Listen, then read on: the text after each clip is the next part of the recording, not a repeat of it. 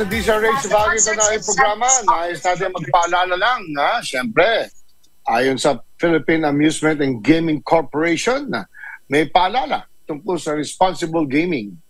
Adik ka na ba sa sugal? Lagi ka bang nakakaramdam ng matinding udyok na magsugal? Laging gigil at na makabawi sa pagkatalo? Naglalaan ka ba ng mas malaking oras at salapi para sa sugal sa halip na para sa pamilya? Nababaong ka na ba sa utang at nagbebenta ka na ng mga ariyan dahil sa sugal, sa pagkasusugal? Kung kailangan mo ng tulong o maging isang mahal maging isang mahal sa buhay, may mga programa at ang Philippine Amusement and Gaming Corporation o PAGCOR tulad ng Player Exclusion Program at iba pa. Para sa dagdag na detalye at impormasyon tungkol sa problem gambling, mag-log on sa www.pagcor.ph/regulatory/responsible.ph. Isang paalala mula sa PAGCOR. Game safely, game responsibly. Yan po, paalala mula sa PAGCOR. Cory, happy, healthy at iba pa. Ano ang ating feature for the day? Go ahead. Paki-on mo yung mic. Yan, okay.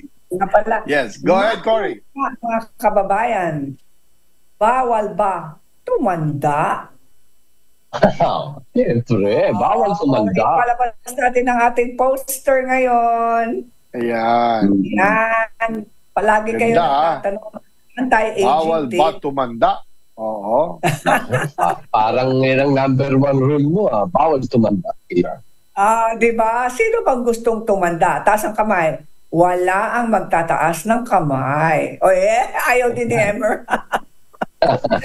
Okay lang tumanda kasi may mga apo. Siyempre. Di ba? At kung alam ng ating pamilya, kailangan humaba ang buhay natin. Correct. Okay. Kung gusto natin, ito na ang mga simpleng anti-aging tips. Are you ready, Philippines? Go ahead. Yes. Number one. Number one. Kahit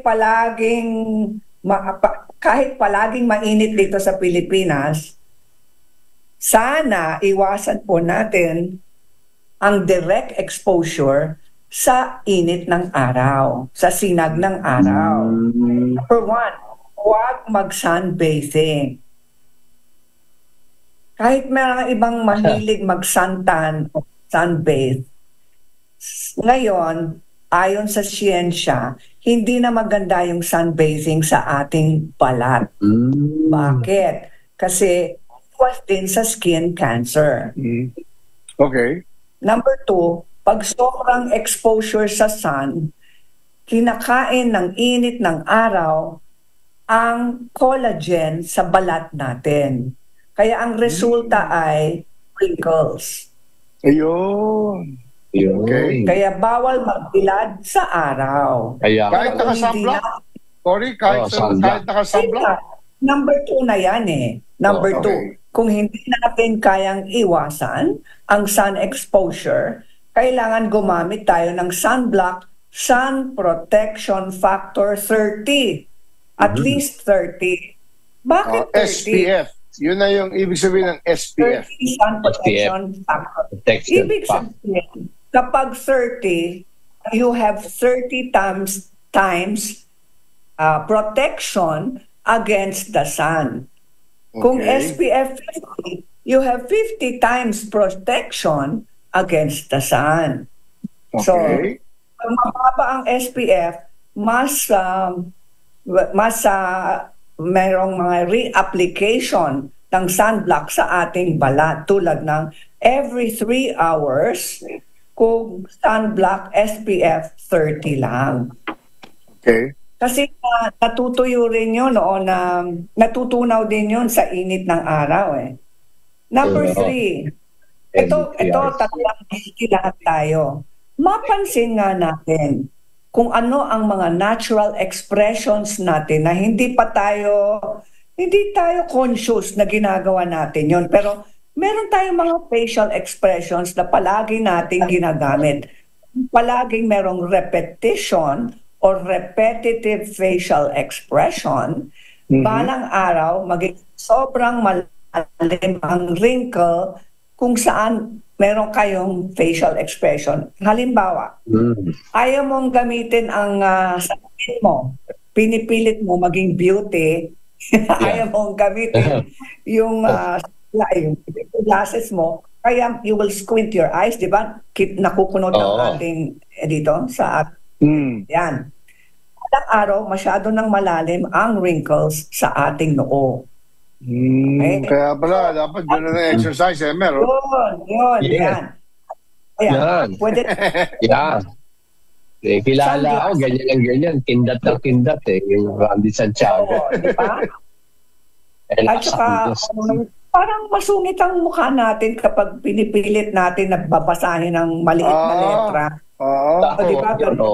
Ayan yung mga wrinkles dito sa mga mata natin. Di may iwasan yun. Kaya sinasabi ng ating anti-aging experts, sabi nila, avoid repetition of the same facial expression. Yun. Okay. Magandang yun eh. Pero kailangan maging conscious sa ginagawa po natin araw-araw. Mga ugali natin na hindi na tayo conscious na ginagawa natin yun. Okay. Number 4, kumain ng mas maraming gulay at prutas kasi sobrang taas sa sustansya sa vitamina at mineral na siyang kailangan ng ating katawan. Okay. Number 4, 5, kailangan mag-exercise araw-araw. Parang broken record. Talagang kailangan ng ating puso ito at saka yung pagdaloy ng dugo sa ating katawan. Kaya huwag iwasan ang pag-ehersisyo. Sana araw-araw. Pero kung hindi kaya yung araw-araw, pwede siguro minimum 3 times a week. At saka 20 minutes lang naman, di ba, Cory? 20 minutes lang. Ngayon, meron pa isang advice, number 6. Siyempre, kailangan uminom ng tubig. Yun naman inom na tayo. Tama. Hindi pwedeng walang tubig. 7 glasses, at least 7 glasses a day, di ba, Cory? Ito nga, 10 to 12. Yung 8. Number 7, bawal ang paninigarilyo o vaping. Matagal na. Matagal ko nang iniwan niya. Kasi sabi nila, kaya daw nila kahit 1 or 2 cigarettes a week. Hindi talaga uubra yan. Talagang anti-healthy ang paninigarilyo at saka vaping. Number 8, get enough sleep, at least 7 hours minimum. Yun.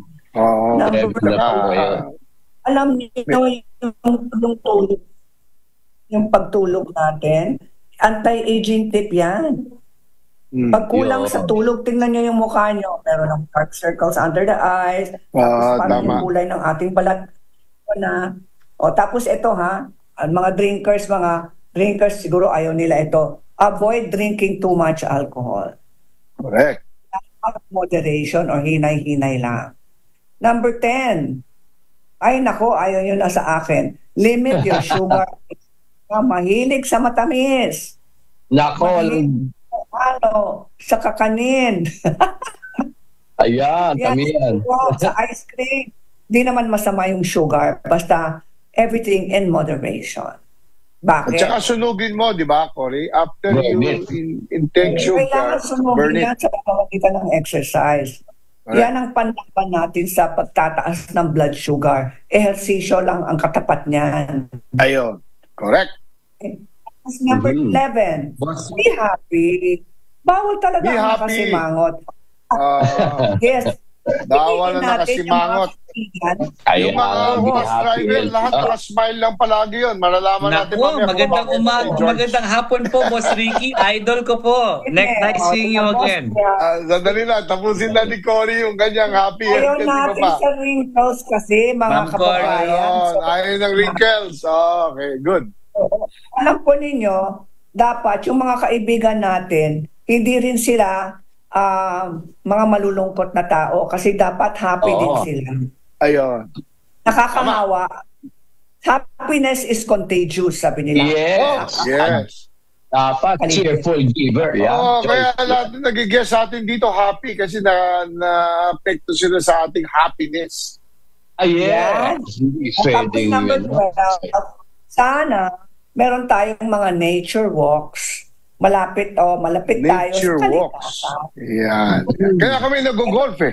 Kasi nasa nature kami, Cory. sarap talaga. Yung exercise of the week, dancing. Kung hindi tayo pumunta sa ballroom dancing, ayan. Tingnan mo, ang mom ko nanonood, 88 years old.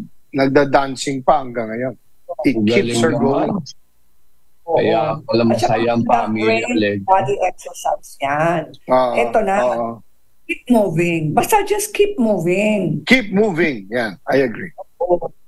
Tapos ito yung health drink natin. Kalamansi juice na may hinalong tanglad tea. Kalamansi. Tanglad tea. Wow. Gumagawa kami niyan. Yes. Pampayuretic yan. Pampalinis ng ating bladder at kidneys. Ayun. Okay. Tapos para sa ating utak naman at ang ating emosyon, ito ang ating positive thought for the week, mga kababayan. Okay. Go for gold. Go for gold. Go. Carlos Yulo. Carlos Yulo. Yes, go for gold. Tulad ni Olympic champion Carlos Yulo. Saludo. Galing. Okay, ang mga happy, healthy at iba pa tips ay mababasa nyo rin sa Facebook page ng DZRH. Kaya mo yan.